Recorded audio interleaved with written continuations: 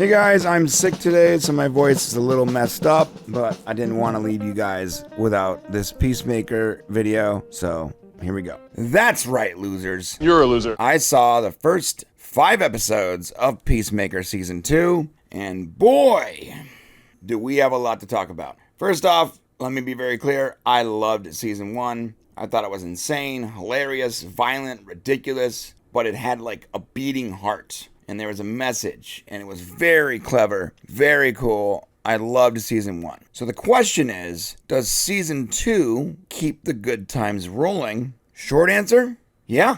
But there's a little bit of hesitation in my answer, because some of the season, some of the jokes, some of the gags are, how do I say, it's been done, so it's not as fresh. Let me start with the good. John Cena. Dude is locked in, honestly. I don't even see wrestler anymore. I just see Peacemaker. I see Chris. A guy who can bench press a car, but still cries when life hits a little too hard.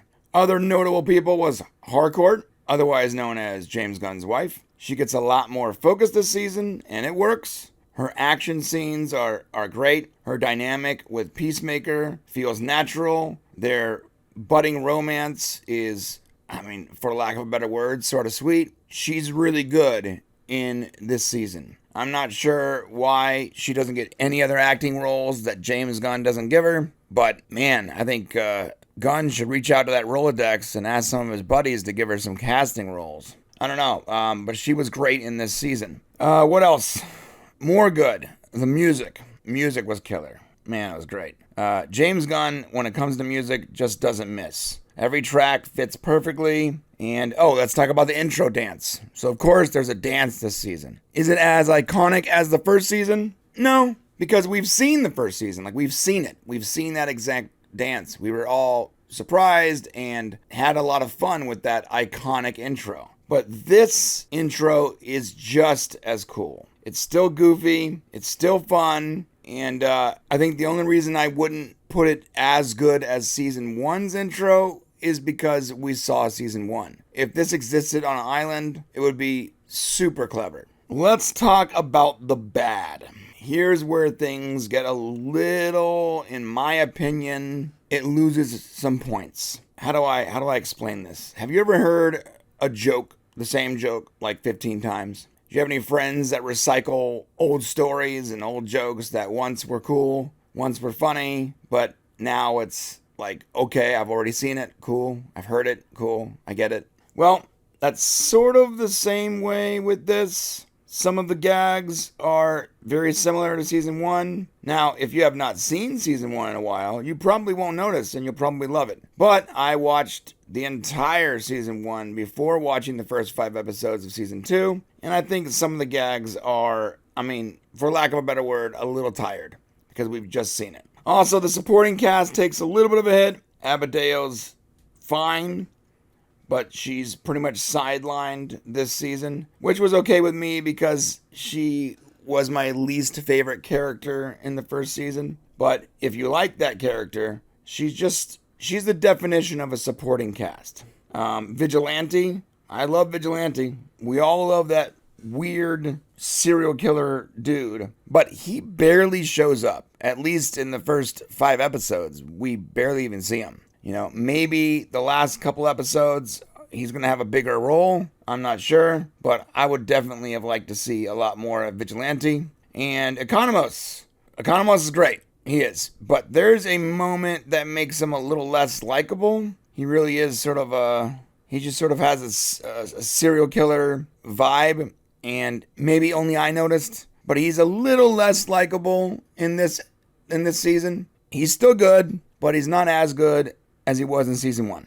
Also, because of some of the recycled stuff, the pacing seems to drag a little bit. I feel like every episode ends on a cliffhanger, which is fine for some people, but I would like some episodes to have some kind of conclusion. So it feels like every episode's a cliffhanger, and some of those cliffhangers, they don't resolve right away. I saw it all at once, the entire 5 episodes. I didn't get access to the last 2, but even then I was like, are we going to resolve some of these questions that you've asked, some of these conflicts that you've raised? Again, I'm looking for something to complain about. Most of these sections in the bad category they're really pretty tame. I might be reaching a little bit, but that's my opinion. So let's talk about the great, because there is a lot of great things in this season. And I want to start with the multiverse. And I know, every time someone hears the multiverse, they cringe, their testicles retract up into their body because Marvel has just ruined the concept of the multiverse. They've milked it dry to the point where it's not something anyone wants to do. They don't want to see, they don't want to deal with it because it frankly just hasn't been done right. This